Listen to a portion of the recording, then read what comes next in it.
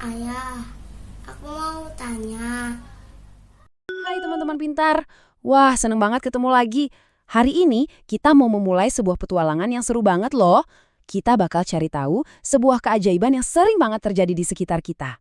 Pasti pernah dong ngeliatin air jatuh dari langit, bikin tanah basah, udaranya jadi adem, asyik banget kan? Tapi, pernah kepikiran nggak sih air sebanyak itu datangnya dari mana ya? Nah, di bagian pertama ini, kita bakal jadi detektif cuaca. Ayo, siapin kaca pembesar kalian. Soalnya kita mau pecahin teka-teki super besar. Dari mana sih asalnya air hujan itu? Wah, pertanyaan dari teman kita Budi dan Siti ini keren banget ya. Iya ya, kok bisa air ada di atas langit, terus turun ke bawah? Asalnya dari mana coba? Yuk kita cari jawabannya bareng-bareng. Oke, petualangan kita dimulai sekarang. Kita bakal ngikutin perjalanan rahasia si air. Ternyata nih, sebelum jadi hujan, air itu jalan-jalannya jauh banget loh. Bener banget, pahlawan super kita di cerita ini adalah matahari yang gede, hangat, dan sinarnya terang benderang. Dia punya kekuatan super yang memulai semua petualangan ini. Keren kan?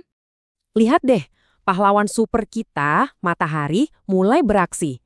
Sinar hangatnya itu nyentuh semua air yang ada di laut, di sungai, di danau.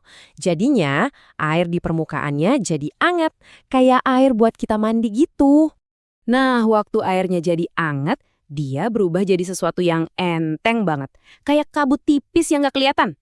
Namanya uap air, dan dia siap buat terbang tinggi ke langit. Proses ini namanya penguapan. Terus, wush, karena ringan banget, uap air ini langsung melayang tinggi ke angkasa. Coba bayangin, ada jutaan tetesan air kecil-kecil yang lagi terbang ke langit. Wah, seru banget ya petualangannya. Uap airnya udah sampai di langit nih. Tapi petualangannya belum selesai. Malah di atas sana, mereka bakal ngumpul bareng dan bikin sesuatu yang ajaib. Penasaran kan? Yuk kita intip. Di atas sana kan dingin ya, jadi semua uap air yang tadi naik mulai kumpul-kumpul gandengan tangan, terus mereka jadi gumpalan kapas raksasa yang empuk. Nah inilah yang kita sebut awan. Awalnya sih awannya putih dan ringan. Tapi awan ini kayak spons raksasa loh. Dia nyerap terus, nambah lagi uap airnya. Lama-lama, awan yang tadinya putih jadi makin gede, warnanya jadi abu-abu gelap, dan pastinya jadi berat banget. Dan sekarang, ini dia bagian yang paling kita tunggu-tunggu. Puncak dari petualangan si air. Kira-kira, apa ya yang terjadi kalau awannya udah nggak kuat lagi nahan air sebanyak itu? Betul sekali, Biur. Karena udah keberatan, awannya nggak kuat lagi teman-teman. Akhirnya, semua airnya tumpah deh. Jatuh lagi ke bumi jadi hujan yang bikin seger. Tapi petualangannya belum selesai loh.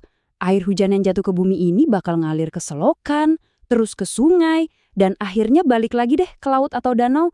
Mereka ngumpul lagi di sana, nungguin pahlawan super matahari buat ngajak mereka berpetualang lagi. Nah, jadi gitu deh petualangan hebat si air. Perjalanannya muter terus, kayak roda raksasa. Ini namanya siklus air. Jadi air di bumi kita ini nggak pernah hilang teman-teman. Dia cuma berubah wujud aja sambil berpetualang. Wah, luar biasa ya. Nah, itu tadi cerita perjalanan hebat sang hujan. Tapi, tunggu dulu. Ada satu lagi nih keajaiban yang suka muncul setelah hujan. Yap, pelangi yang warna-warni itu. Aku jadi penasaran, kok bisa ya ada pelangi? Datanya dari mana ya? Gimana kalau itu kita cari tahu di petualangan kita selanjutnya? Sampai ketemu lagi ya teman-teman pintar.